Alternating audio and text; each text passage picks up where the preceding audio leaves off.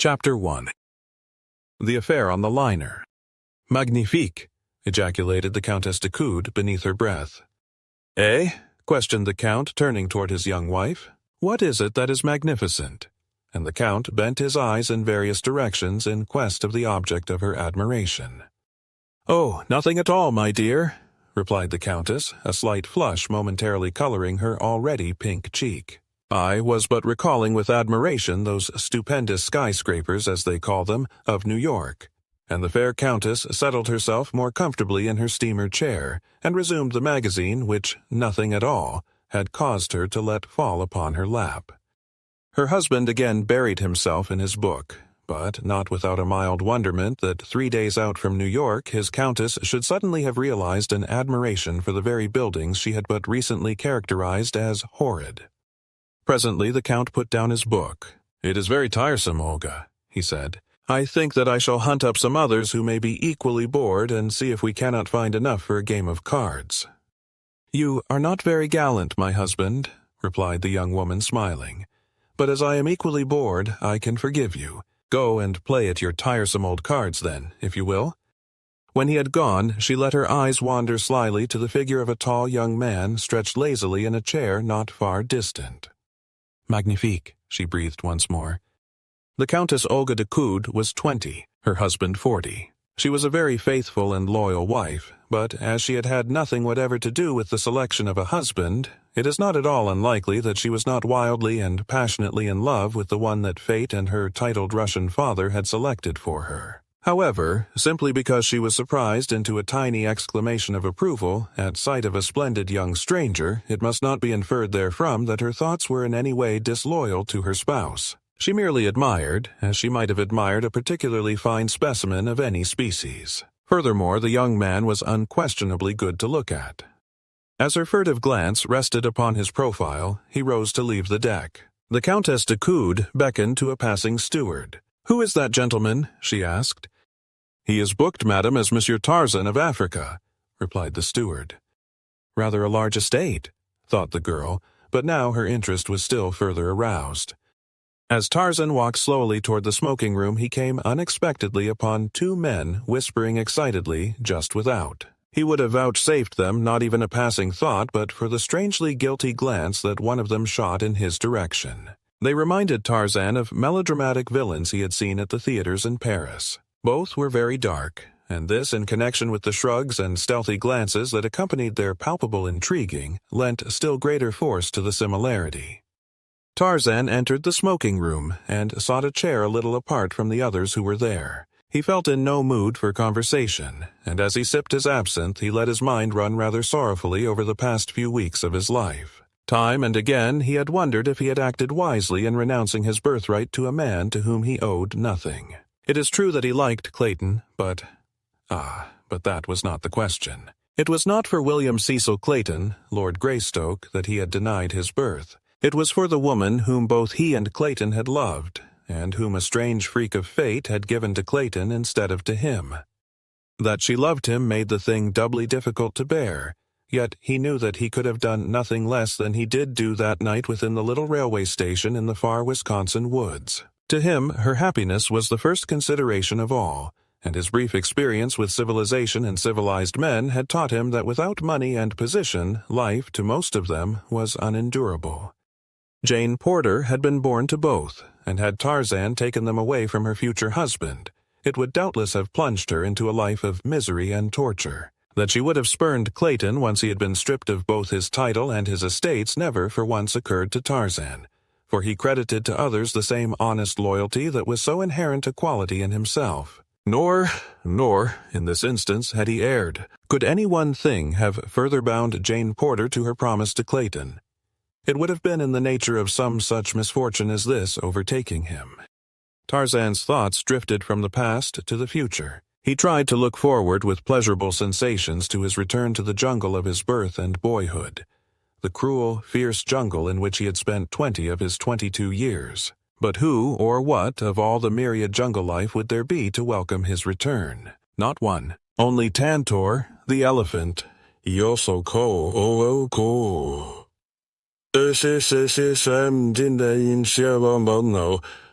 friend.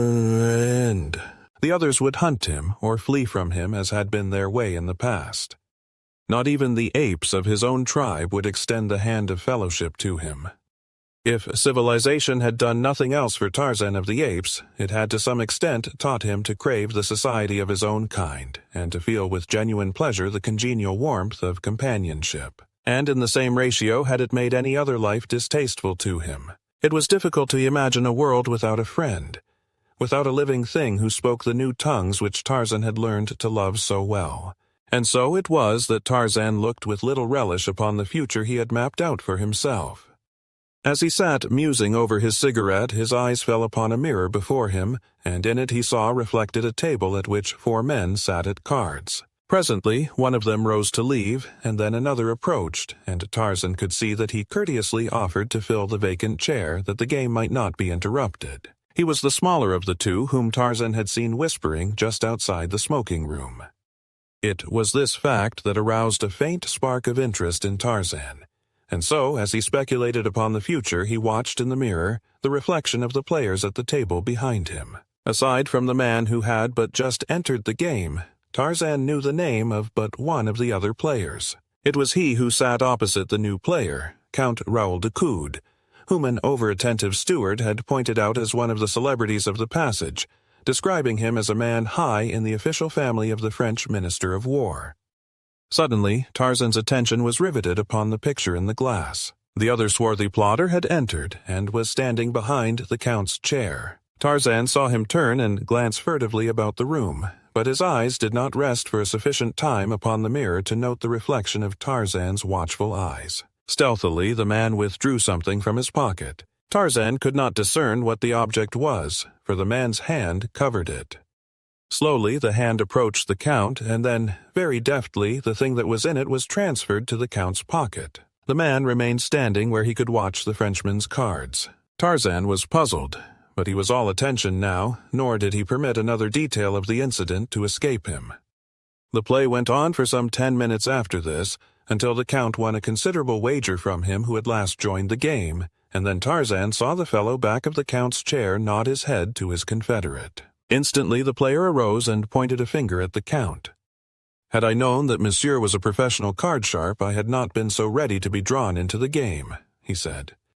Instantly the Count and the 2 other players were upon their feet. De Coude's face went white. "What do you mean, sir?" he cried. "Do you know to whom you speak?"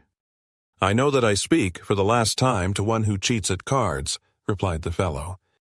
The Count leaned across the table and struck the man full in the mouth with his open palm, and then the others closed in between them. "There is some mistake, sir," cried one of the other players. "Why, this is Count de Coude of France." "Yes." "If I am mistaken," said the accuser, "I shall gladly apologize. But before I do so, first let Monsieur le Count explain the extra cards which I saw him drop into his side pocket." And then the man whom Tarzan had seen drop them there turned to sneak from the room, but to his annoyance he found the exit barred by a tall, gray-eyed stranger. "Pardon," said the man brusquely, attempting to pass to one side. "Wait," said Tarzan. "But why, monsieur?" exclaimed the other petulantly. "Permit me to pass, monsieur." "Wait," said Tarzan. "I think that there is a matter in here that you may doubtless be able to explain." The fellow had lost his temper by this time, and with a low oath seized Tarzan to push him to one side. The ape-man but smiled as he twisted the big fellow about and, grasping him by the collar of his coat, escorted him back to the table, struggling, cursing, and striking in futile remonstrance. It was Nikolas Rokoff's first experience with the muscles that had brought their savage owner victorious through encounters with Numa, the lion, and Terkoz, the great bull ape. The man who had accused de Coude and the 2 others who had been playing stood looking expectantly at the Count. Several other passengers had drawn toward the scene of the altercation, and all awaited the denouement. "The fellow is crazy," said the Count. "Gentlemen, I implore that one of you search me." "The accusation is ridiculous," this from one of the players. "You have but to slip your hand in the Count's coat pocket, and you will see that the accusation is quite serious," insisted the accuser. And then, as the others still hesitated to do so, "Come, I shall do it myself, if no other will," and he stepped forward toward the Count. "No, monsieur," said de Coude. "I will submit to a search only at the hands of a gentleman. It is unnecessary to search the Count. The cards are in his pocket. I myself saw them placed there." All turned in surprise toward this new speaker, to behold a very well-built young man, urging a resisting captive toward them by the scruff of his neck. "It is a conspiracy," cried de Coude angrily. "There are no cards in my coat." And with that he ran his hand into his pocket. As he did so, tense silence reigned in the little group. The Count went dead white, and then very slowly he withdrew his hand, and in it were 3 cards. He looked at them in mute and horrified surprise, and slowly the red of mortification suffused his face. Expressions of pity and contempt tinged the features of those who looked on at the death of a man's honor. "It is a conspiracy, monsieur." It was the gray-eyed stranger who spoke. "Gentlemen," he continued, "Monsieur le Count did not know that those cards were in his pocket. They were placed there without his knowledge as he sat at play. From where I sat in that chair yonder, I saw the reflection of it all in the mirror before me. This person whom I just intercepted in an effort to escape placed the cards in the Count's pocket." De Coude had glanced from Tarzan to the man in his grasp. "Mon Dieu, Nikolas," he cried. "You?" Then he turned to his accuser and eyed him intently for a moment. "And you, monsieur, I did not recognize you without your beard. It quite disguises you, Paulvitch. I see it all now. It is quite clear, gentlemen." "What shall we do with them, monsieur?" asked Tarzan. "Turn them over to the captain?" "No, my friend," said the Count hastily. "It is a personal matter, and am I that you will let it drop? It is sufficient that I have been exonerated from the charge. The less we have to do with such fellows, the better. But, monsieur, how can I thank you for the great kindness you have done me? Permit me to offer you my card, and should the time come when I may serve you, remember that I am yours to command." Tarzan had released Rokoff, who, with his confederate Paulvitch, had hastened from the smoking room. Just as he was leaving, Rokoff turned to Tarzan. "Monsieur will have ample opportunity to regret his interference in the affairs of others." Tarzan smiled, and then, bowing to the Count, handed him his own card. The Count read, "Monsieur Jean C. Tarzan." "Monsieur Tarzan," he said, "may indeed wish that he had never befriended me, for I can assure him that he has won the enmity of 2 of the most unmitigated scoundrels in all Europe. Avoid them, monsieur, by all means." "I have had more awe-inspiring enemies, my dear Count," replied Tarzan with a quiet smile, "yet I am still alive and unworried. I think that neither of these 2 will ever find the means to harm me." "Let us hope not, monsieur," said de Coude. "But yet it will do no harm to be on the alert, and to know that you have made at least one enemy today who never forgets and never forgives, and in whose malignant brain there are always hatching new atrocities to perpetrate upon those who have thwarted or offended him. To say that Nikolas Rokoff is a devil would be to place a wanton affront upon his satanic majesty." That night, as Tarzan entered his cabin, he found a folded note upon the floor that had evidently been pushed beneath the door. He opened it and read, "Monsieur Tarzan, doubtless you did not realize the gravity of your offense, or you would not have done the thing you did today. I am willing to believe that you acted in ignorance and without any intention to offend a stranger. For this reason, I shall gladly permit you to offer an apology, and on receiving your assurances that you will not again interfere in affairs that do not concern you, I shall drop the matter. Otherwise, but I am sure that you will see the wisdom of adopting the course I suggest. Very respectfully, Nikolas Rokoff." Tarzan permitted a grim smile to play about his lips for a moment. Then he promptly dropped the matter from his mind and went to bed. In a nearby cabin, the Countess de Coude was speaking to her husband. "Why so grave, my dear Raoul?" she asked. "You have been as glum as could be all evening. What worries you?" "Olga, Nikolas is on board." "Did you know it?" "Nikola!" she exclaimed. "But it is impossible, Raoul. It cannot be. Nikolas is under arrest in Germany." "So I thought myself until I saw him today, him and that other arch-scoundrel, Paulvitch. Olga, I cannot endure his persecution much longer. No, not even for you. Sooner or later, I shall turn him over to the authorities. In fact, I am half-minded to explain all to the captain before we land. On a French liner it were an easy matter, Olga, permanently to settle this nemesis of ours."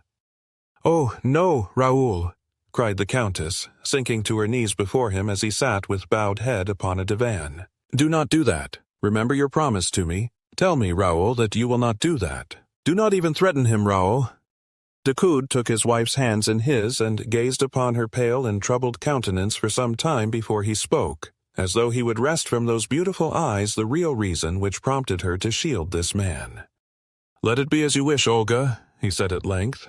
"I cannot understand. He has forfeited all claim upon your love, loyalty, or respect. He is a menace to your life and honor, and the life and honor of your husband. I trust you may never regret championing him." "I do not champion him, Raoul," she interrupted vehemently. "I believe that I hate him as much as you do, but, oh, Raoul, blood is thicker than water." "I should today have liked to sample the consistency of his," growled de Coude grimly.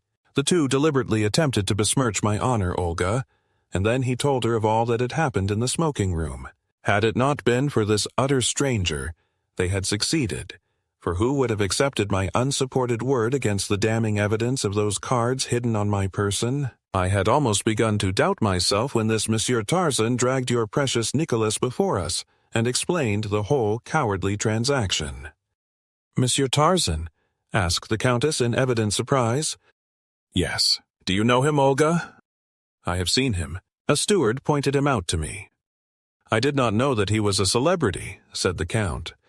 Olga de Coude changed the subject. She discovered suddenly that she might find it difficult to explain just why the steward had pointed out the handsome Monsieur Tarzan to her. Perhaps she flushed the least little bit, for was not the Count, her husband, gazing at her with a strangely quizzical expression? "Ah," she thought, "a guilty conscience is a most suspicious thing." Chapter 2. Forging bonds of hate and It was not until late the following afternoon that Tarzan saw anything more of the fellow passengers into the midst of whose affairs his love of fair play had thrust him. And then he came most unexpectedly upon Rokoff and Paulvitch at a moment when, of all others, the two might least appreciate his company. They were standing on deck at a point which was temporarily deserted, and as Tarzan came upon them they were in heated argument with a woman. Tarzan noted that she was richly apparelled, and that her slender, well-modeled figure denoted youth, but as she was heavily veiled, he could not discern her features. The men were standing on either side of her, and the backs of all were toward Tarzan so that he was quite close to them, without their being aware of his presence. He noticed that Rokoff seemed to be threatening, the woman pleading, but they spoke in a strange tongue, and he could only guess from appearances that the girl was afraid.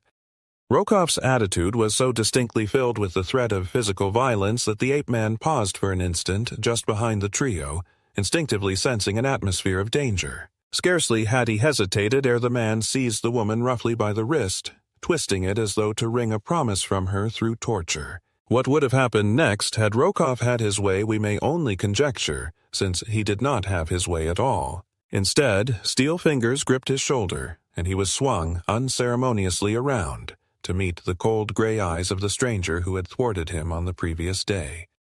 "Sapristi!" screamed the infuriated Rokoff. "What do you mean? Are you a fool that you thus again insult Nikolas Rokoff?" "This is my answer to your note, monsieur," said Tarzan in a low voice. And then he hurled the fellow from him with such force that Rokoff lunged sprawling against the rail. "Name of a name," shrieked Rokoff. "Pig, but you shall die for this." And, springing to his feet, he rushed upon Tarzan, tugging the meanwhile to draw a revolver from his hip pocket. The girl shrank back in terror. "Nikolas," she cried. Do not do that! Quick, monsieur, fly, or he will surely kill you." But instead of flying, Tarzan advanced to meet the fellow. "Do not make a fool of yourself, monsieur," he said. Rokoff, who was in a perfect frenzy of rage at the humiliation the stranger had put upon him, had at last succeeded in drawing the revolver. He had stopped, and now he deliberately raised it to Tarzan's breast and pulled the trigger. The hammer fell with a futile click on an empty chamber. The ape-man's hand shot out like the head of an angry python. There was a quick wrench, and the revolver sailed far out across the ship's rail and dropped into the Atlantic. For a moment, the two men stood there facing one another. Rokoff had regained his self-possession. He was the first to speak. Twice now has monsieur seen fit to interfere in matters which do not concern him. Twice he has taken it upon himself to humiliate Nikolas Rokoff. The first offense was overlooked on the assumption that Monsieur acted through ignorance, but this affair shall not be overlooked. If Monsieur does not know who Nikolas Rokoff is, this last piece of effrontery will ensure that Monsieur later has good reason to remember him. "That you are a coward and a scoundrel, Monsieur," replied Tarzan, "is all that I care to know of you." And he turned to ask the girl if the man had hurt her, but she had disappeared. Then, without even a glance toward Rokoff and his companion, he continued his stroll along the deck. Tarzan could not but wonder what manner of conspiracy was on foot, or what the scheme of the two men might be. There had been something rather familiar about the appearance of the veiled woman to whose rescue he had just come, but as he had not seen her face, he could not be sure that he had ever seen her before. The only thing about her that he had particularly noticed was a ring of peculiar workmanship upon a finger of the hand that Rokoff had seized, and he determined to note the fingers of the women passengers he came upon thereafter, that he might discover the identity of her whom Rokoff was persecuting, and learn if the fellow had offered her further annoyance. Tarzan had sought his deck chair, where he sat speculating on the numerous instances of human cruelty, selfishness, and spite that had fallen to his lot to witness since that day in the jungle, 4 years since, that his eyes had first fallen upon a human being other than himself, the sleek, black Kalonga, whose swift spear had that day found the vitals of Kala, the great she-ape, and robbed the youth, Tarzan, of the only mother he had ever known. He recalled the murder of King by the rat-faced Snipes, the abandonment of Professor Porter and his party by the mutineers of the Arrow, the cruelty of the black warriors and women of Mbonga to their captives, the petty jealousies of the civil and military officers of the West Coast colony that had afforded him his first introduction to the civilized world. "Mon Dieu," he soliloquized, "but they are all alike, cheating, murdering, lying, fighting, and all for things that the beasts of the jungle would not deign to possess. Money to purchase the effeminate pleasures of weaklings, and yet withal bound down by silly customs that make them slaves to their unhappy lot, while firm in the belief that they be the lords of creation, enjoying the only real pleasures of existence. In the jungle one would scarcely stand supinely aside while another took his mate. It is a silly world, an idiotic world, and Tarzan of the Apes was a fool to renounce the freedom and the happiness of his jungle to come into it." Presently, as he sat there, the sudden feeling came over him that eyes were watching from behind, and the old instinct of the wild beast broke through the thin veneer of civilization, so that Tarzan wheeled about so quickly that the eyes of the young woman who had been surreptitiously regarding him had not even time to drop before the gray eyes of the ape-man shot an inquiring look straight into them. Then, as they fell, Tarzan saw a faint wave of crimson creep swiftly over the now half-averted face.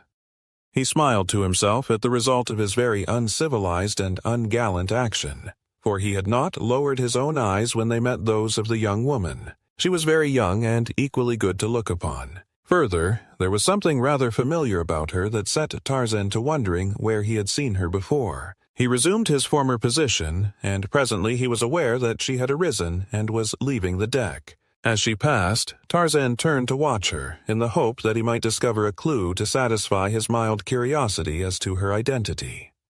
Nor was he disappointed entirely, for as she walked away she raised one hand to the black, waving mass at the nape of her neck, the peculiarly feminine gesture that admits cognizance of appraising eyes behind her, and Tarzan saw upon a finger of this hand the ring of strange workmanship that he had seen upon the finger of the veiled woman a short time before. So it was this beautiful young woman Rokoff had been persecuting. Tarzan wondered in a lazy sort of way whom she might be, and what relations one so lovely could have with the surly, bearded Russian. After dinner that evening, Tarzan strolled forward, where he remained until after dark in conversation with the second officer, and when that gentleman's duties called him elsewhere, Tarzan lolled lazily by the rail watching the play of the moonlight upon the gently rolling waters. He was half hidden by a davit, so that two men who approached along the deck did not see him, and as they passed, Tarzan caught enough of their conversation to cause him to fall in behind them, to follow and learn what deviltry they were up to. He had recognized the voice as that of Rokoff, and had seen that his companion was Paulvitch. Tarzan had overheard but a few words. "And if she screams, you may choke her until—" But those had been enough to arouse the spirit of adventure within him, and so he kept the two men in sight as they walked, briskly now, along the deck. To the smoking room he followed them, but they merely halted at the doorway long enough apparently to assure themselves that one whose whereabouts they wished to establish was within. Then they proceeded directly to the first-class cabins upon the promenade deck. Here Tarzan found greater difficulty in escaping detection, but he managed to do so successfully. As they halted before one of the polished hardwood doors, Tarzan slipped into the shadow of a passageway not a dozen feet from them. To their knock a woman's voice asked in French, "Who is it?" "It is I, Olga, Nikolas," was the answer in Rokoff's now familiar guttural. "May I come in?" "Why do you not cease persecuting me, Nikolas?" came the voice of the woman from beyond the thin panel. "I have never harmed you."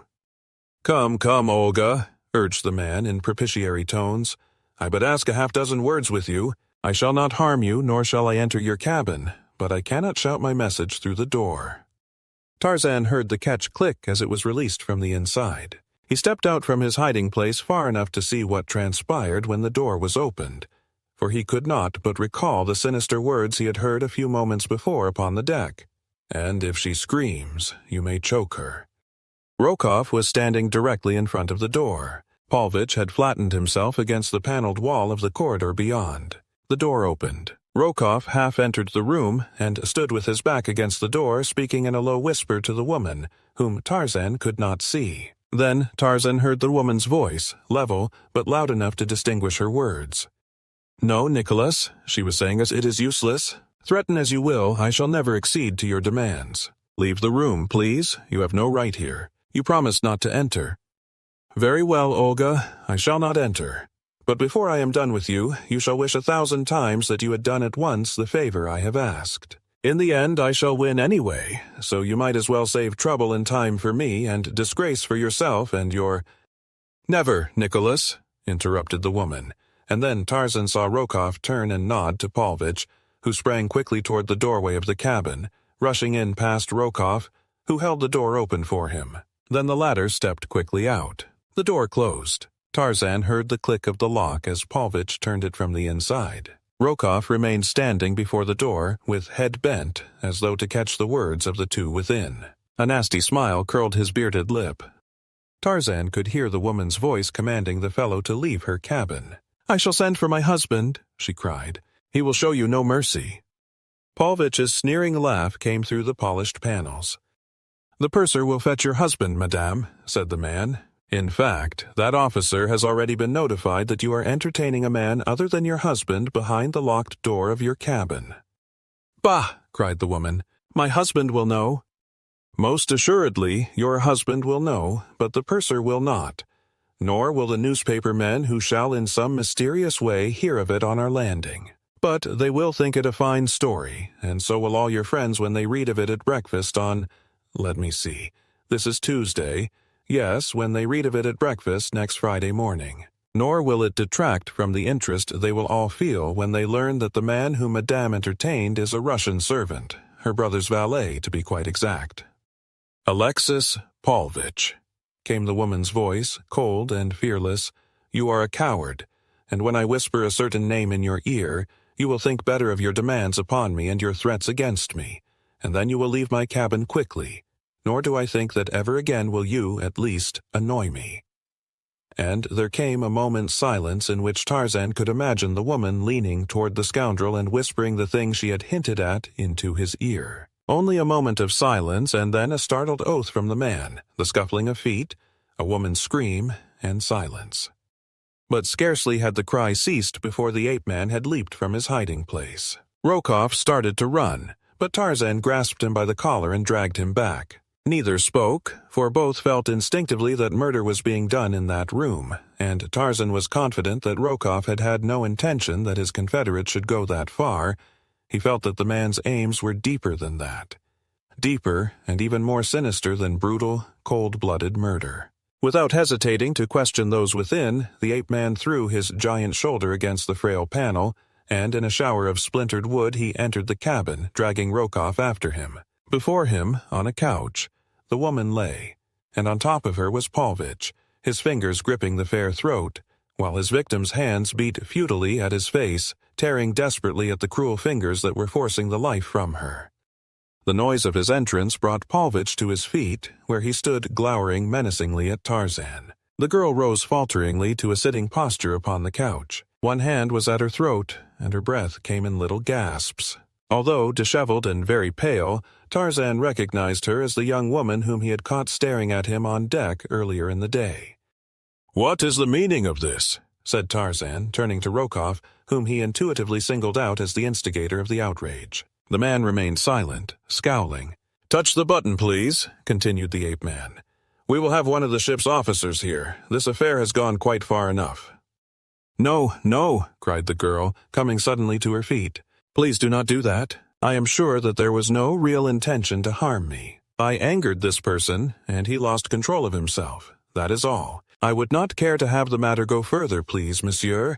And there was such a note of pleading in her voice that Tarzan could not press the matter, though his better judgment warned him that there was something afoot here of which the proper authorities should be made cognizant. "You wish me to do nothing, then, in the matter?" he asked. "Nothing, please," she replied. "You are content that these two scoundrels should continue persecuting you?" She did not seem to know what answer to make, and looked very troubled and unhappy. Tarzan saw a malicious grin of triumph curl Rokoff's lip. The girl evidently was in fear of these two. She dared not express her real desires before them. "Then," said Tarzan, "I shall act on my own responsibility. To you," he continued, turning to Rokoff, "and this includes your accomplice, I may say that from now on to the end of the voyage I shall take it upon myself to keep an eye on you, and should there chance to come to my notice any act of either one of you that might even remotely annoy this young woman, you shall be called to account for it directly to me, nor shall the calling or the accounting be pleasant experiences for either of you. Now get out of here!" And he grabbed Rokoff and Paulvitch each by the scruff of the neck and thrust them forcibly through the doorway, giving each an added impetus down the corridor with the toe of his boot. Then he turned back to the stateroom and the girl. She was looking at him in wide-eyed astonishment. "And you, madame, will confer a great favor upon me if you will but let me know if either of those rascals troubles you further." "Ah, monsieur," she answered, "I hope that you will not suffer for the kind deed you attempted. You have made a very wicked and resourceful enemy, who will stop at nothing to satisfy his hatred. You must be very careful indeed, monsieur." "Pardon me, madame, my name is Tarzan." "Monsieur Tarzan, and because I would not consent to notify the officers, do not think that I am not sincerely grateful to you for the brave and chivalrous protection you rendered me. Good night, Monsieur Tarzan. I shall never forget the debt I owe you." And, with a most winsome smile that displayed a row of perfect teeth, the girl curtsied to Tarzan, who bade her good night and made his way on deck. It puzzled the man considerably that there should be two on board, this girl and Count de Coude, who suffered indignities at the hands of Rokoff and his companion, and yet would not permit the offenders to be brought to justice. Before he turned in that night his thoughts reverted many times to the beautiful young woman into the evidently tangled web of whose life fate had so strangely introduced him. It occurred to him that he had not learned her name. That she was married had been evidenced by the narrow gold band that encircled the third finger of her left hand. Involuntarily he wondered who the lucky man might be. Tarzan saw nothing further of any of the actors in the little drama that he had caught a fleeting glimpse of until late in the afternoon of the last day of the voyage. Then he came suddenly face to face with the young woman as the two approached their deck chairs from opposite directions. She greeted him with a pleasant smile, speaking almost immediately of the affair he had witnessed in her cabin 2 nights before. It was as though she had been perturbed by a conviction that he might have construed her acquaintance with such men as Rokoff and Paulvitch as a personal reflection upon herself. "I trust monsieur has not judged me," she said, "by the unfortunate occurrence of Tuesday evening. I have suffered much on account of it. This is the first time that I have ventured from my cabin since. I have been ashamed," she concluded simply. "One does not judge the gazelle by the lions that attack it," replied Tarzan. "I had seen those two work before, in the smoking room the day prior to their attack on you, if I recollect it correctly, and so, knowing their methods, I am convinced that their enmity is a sufficient guarantee of the integrity of its object. Men such as they must cleave only to the vile, hating all that is noblest and best." "It is very kind of you to put it that way," she replied, smiling. "I have already heard of the matter of the card game. My husband told me the entire story. He spoke especially of the strength and bravery of Monsieur Tarzan, to whom he feels that he owes an immense debt of gratitude." "Your husband?" repeated Tarzan questioningly. "Yes, I am the Countess de Coude." "I am already amply repaid, madame, in knowing that I have rendered a service to the wife of the Count de Coude." "Alas, monsieur, I already am so greatly indebted to you that I may never hope to settle my own account, so pray do not add further to my obligations." And she smiled so sweetly upon him that Tarzan felt that a man might easily attempt much greater things than he had accomplished, solely for the pleasure of receiving the benediction of that smile. He did not see her again that day, and in the rush of landing on the following morning he missed her entirely. But there had been something in the expression of her eyes as they parted on deck the previous day that haunted him. It had been almost wistful as they had spoken of the strangeness of the swift friendships of an ocean crossing, and of the equal ease with which they are broken forever. Tarzan wondered if he should ever see her again.